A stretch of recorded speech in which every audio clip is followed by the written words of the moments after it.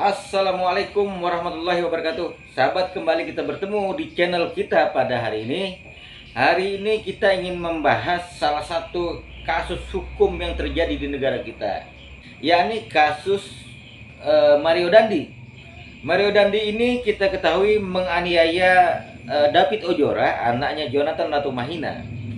Dengan kejadian ini akhirnya menyeret ayahnya, yakni Rafael Alun Priambodo, mantan pegawai Ditjen Pajak yang ternyata memiliki kekayaan berlimpah yang akhirnya dipecat karena terlibat tindak pidana pencucian uang atau TPPU. Tetapi kita tidak ingin masuk ke wilayah itu, sahabat-sahabat. Kita hanya ingin mengomentari salah satu video yang baru-baru ini viral kembali. Video ini beredar menjelang pelimpahan berkasnya ke kejaksaan. Kenapa video ini bisa menjadi pertanyaan dan menghiburkan publik adalah ketika dia sebagai seorang tahanan tiba-tiba mampu membuka dan memasang kembali ikatan di tangannya, yakni kabel tis, pengganti borgol yang ada di tangannya. Dan ini dilakukan di depan aparat kepolisian itu sendiri. Ada dua video yang beredar. Satu video si Mario ini mengenakan baju tahanan warna oranye. Dan video kedua adalah ketika dia memakai baju warna hitam. Ketika baju warna hitam tersebut, dia menggaruk-garuk kakinya. Berdasarkan kasus ini yang sempat heboh di dunia maya, membuat pihak kepolisian bereaksi dan mengklarifikasi. Menurut pernyataan pihak kepolisian bahwa video itu editan saja. Namun nampaknya publik tidak mempercaya begitu saja, karena polisi juga tidak menunjukkan video aslinya. Itu yang pertama. Yang kedua, rasanya rakyat Indonesia tidak bodoh ya. Kita bisa membedakan yang mana editan, yang mana tidak.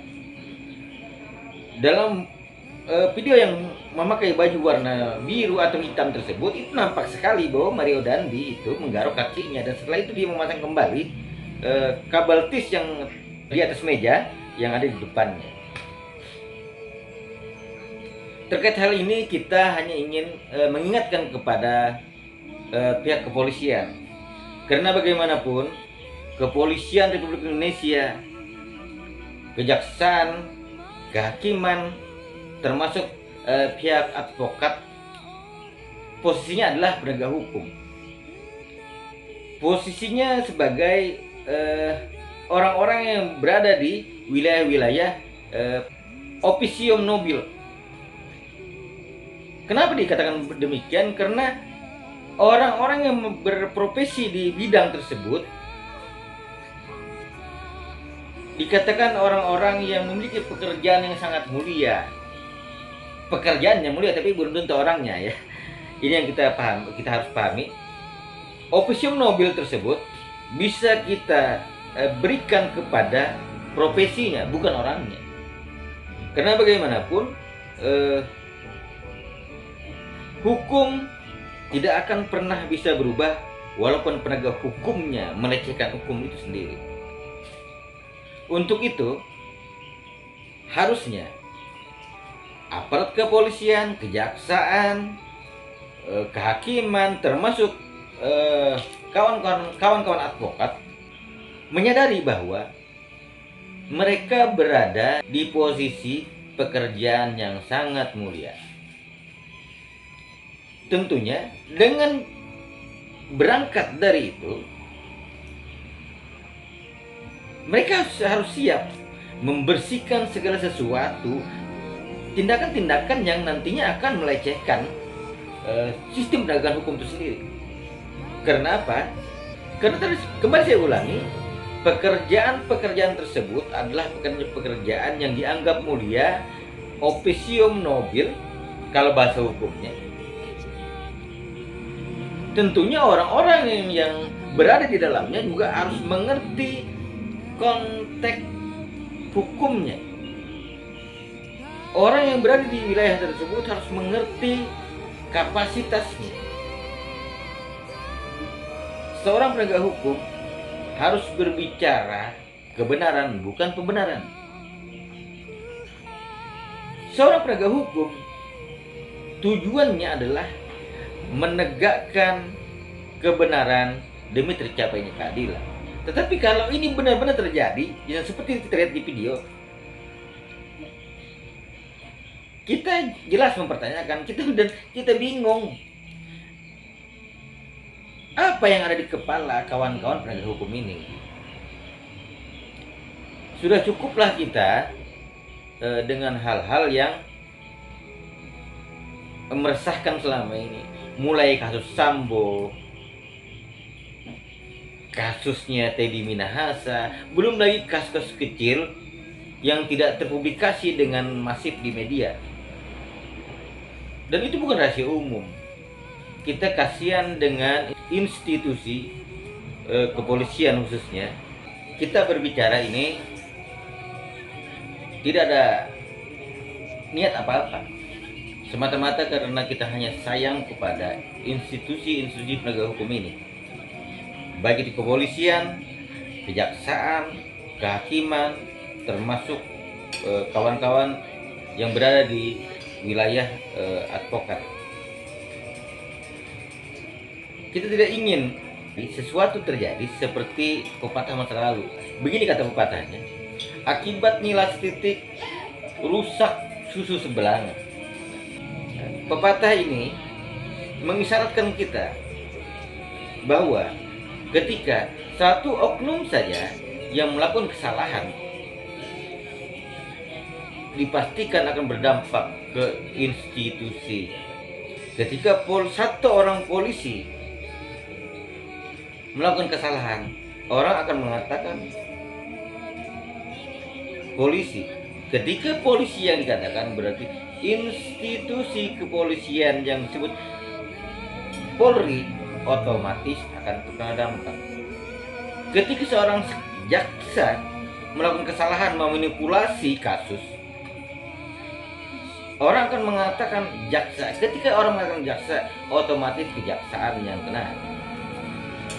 Demikian pula ketika satu orang hakim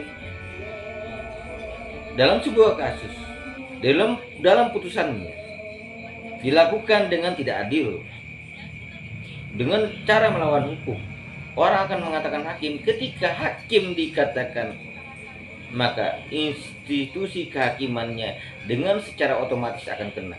Demikian pula ketika seorang advokat, seorang pengacara melakukan kesalahan dengan semena-mena, tidak lagi berpijak pada kebenaran dan keadilan, orang akan mengatakan pengacara. Ketika orang mengatakan pengacara, semua kawan-kawan yang berada di posisi pengacara atau advokat akan terkena dampaknya.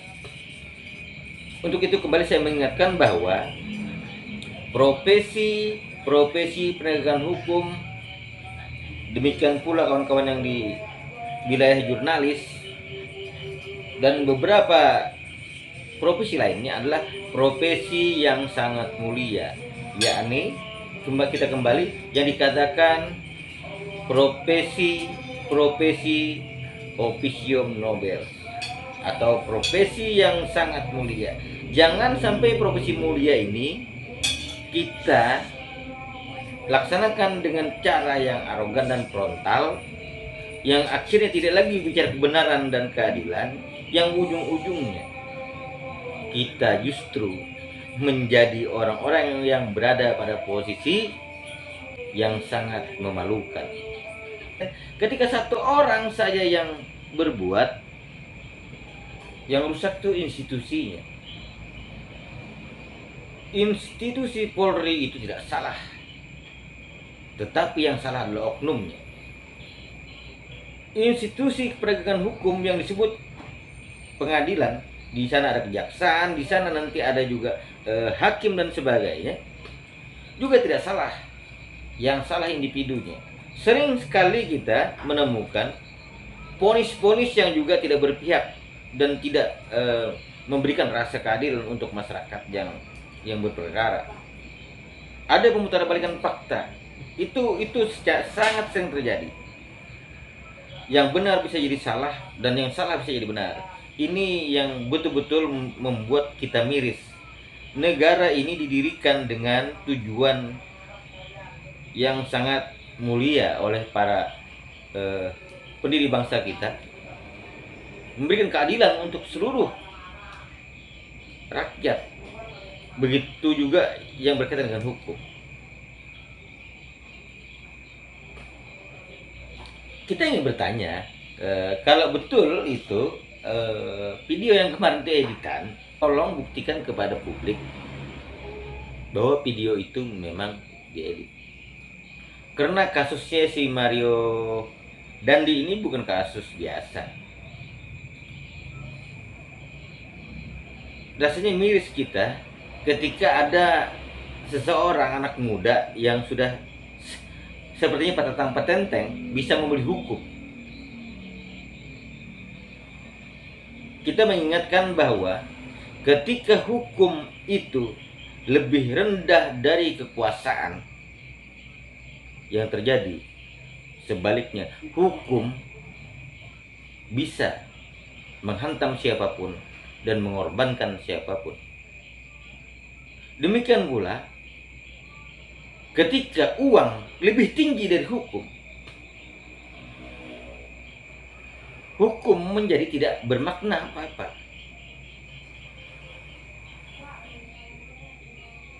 Dengan penegakan hukum yang seperti ini, dengan praktisi hukum seperti ini yang bekerja di wilayah yang disebut tadi officium nobile tadi,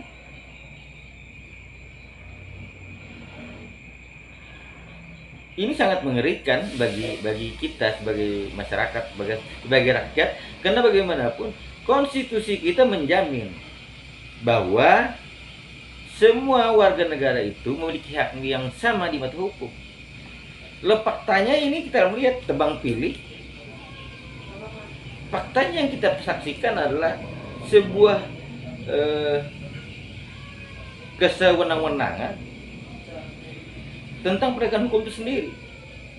Bagaimana mungkin penegak hukum melanggar hukum itu sendiri? Bagaimana kita mau percaya dengan penegakan hukum di Indonesia ini? Tolong rekan-rekan yang berada di posisi kepolisian, kejaksaan, kehakiman, serta teman-teman advokat, kita ini berada di posisi yang disebut tadi officium nobile. Mulia sekali ketika kita berada di posisi tersebut. Tetapi bisakah kita menjadi orang-orang yang secara pribadinya menjadi sinergi dengan lembaga di mana kita berprofesi yang disebut officium nobilis tadi.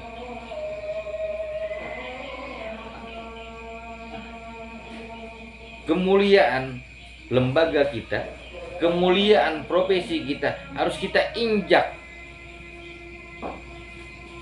Ini memalukan. Ini sangat memalukan. Jadi saya sebagai warga negara, tentunya kita menyayangi institusi penegakan hukum seperti kepolisian, kehakiman, kejaksaan, kawan-kawan advokat. Kita ingin hukum itu ditegakkan dengan sebenarnya. Hukum itu berkeadilan. Norma dan etika hukum itu jangan sampai dilanggar. Karena bagaimanapun, kalau ini semua dilanggar, hukum akan berbalik menjadi alat saja. Alat penguasa, alat untuk membenarkan yang salah, dan alat untuk menyalahkan yang benar. Jadi sekali lagi kita mengingatkan, kalau memang video itu adalah hasil rekayasa atau editan saja, tolong